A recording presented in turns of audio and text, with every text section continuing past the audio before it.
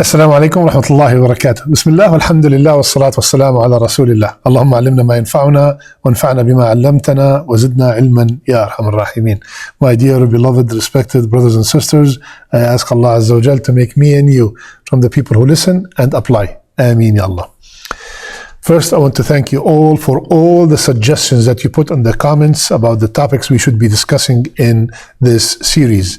Remember, I ask you to help me with some reminders that we should discuss. And mashallah, many of you have left many comments, and I would like also to please you continue leaving comments and telling us what would you like to be discussed in this series.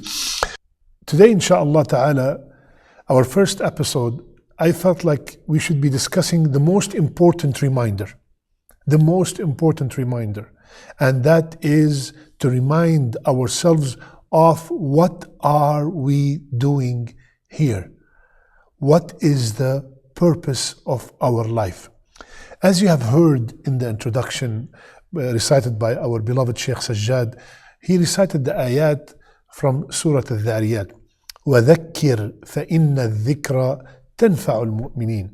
Remind them, Ya Muhammad sallallahu alayhi wa sallam, remind them, because the reminder benefits the believers. Right? And then what came after that? What is the ayah that came after that? Ya Allah, what should we constantly be reminded of? وَمَا خَلَقْتُ الْجِنَّ وَالْإِنسَ إِلَّا لِيَعْبُدُونَ. Allahu Akbar. I did not create jinnkind and mankind except to worship me. Our main goal, our main purpose of existence is to worship Allah Azza wa Jal and to be obedient servants. So, this is today's reminder. My brothers and sisters, we get so involved in dunya matters that we forgot the purpose of our existence. Our main goal in this dunya is to gain the pleasure of Allah subhanahu wa ta'ala. As we get so involved in our daily affairs, we sometimes go through actions that are not pleasing to Allah subhanahu wa ta'ala.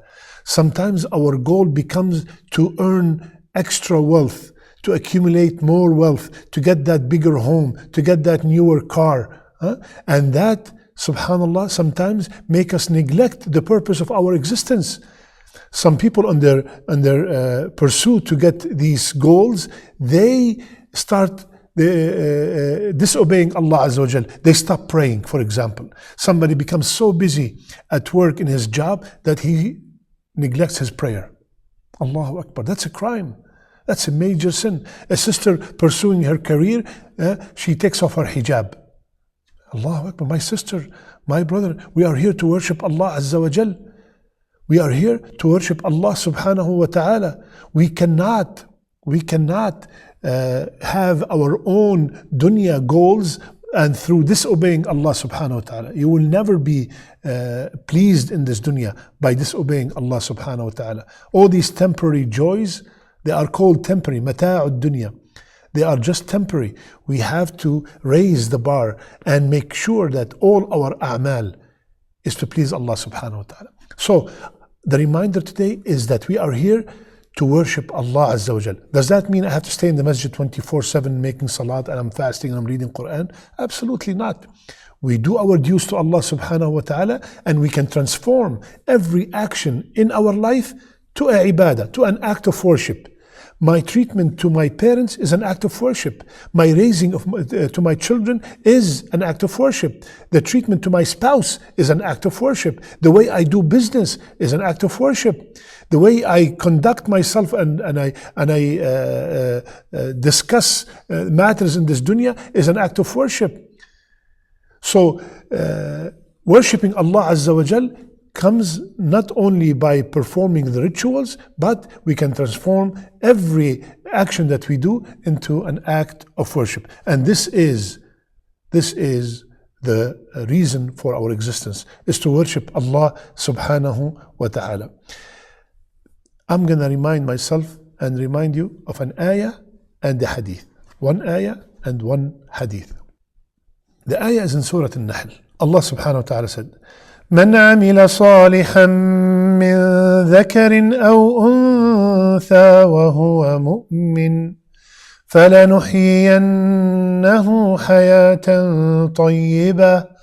Allahu Akbar. Open your ears, my brothers and sisters. Listen to this. Allah Azza wa Jal, Allah, the creator, the provider, the sustainer, the qawi, the all capable of doing anything, ala kulli shay'in qadir, He is saying, whomsoever does righteous deeds, male or female, and he or she are believers. They are believers. What do we get here, Allah? I, Allah Azza wa Jal, guarantee them a happy life. Ya Allah. My brother and sister, if a rich man, influential man, a generous man guarantee you a happy life, you will be very happy. How about the King of Kings, the all-rich, the all-powerful, the almighty, the all-knowledgeable, the all-merciful, is guaranteeing a happy life? Righteous deeds and being a believer. Doing a lot of righteous deeds and you're not a believer in Allah and His Messenger and all the arkan of Iman is not enough. Doing a lot, being a believer and not doing all righteous deeds is not enough. It has to be both together. Doing righteous deeds, all kinds of righteous deeds, salat, zakat, hajj, umrah, charity, kindness, taking care of your parents, taking care of your spouse, taking care of your neighbor, conveying the deen, all kinds of righteous deeds, and you are a strong believer in La ilaha illallah. You are a muwahhid. Both together, Allah said, I guarantee them a happy life. We are all dreaming and wishing for a happy life. How about if the guarantee is coming from our Creator? The guarantee is coming from our Creator. My brothers, my sisters, strengthen your Iman. You see, we have to have strong Iman in Allah and in His words. This is a promise from Allah. He said that, subhanah. That's it. It's done. That is the ayah I want to remind myself and remind you. How about the hadith? Listen to this hadith. It's in Ibn Majah and the hadith is sahih.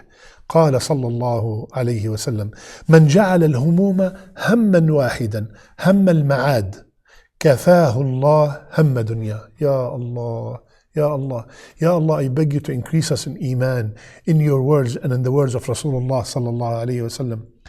My brothers and sisters, listen to this.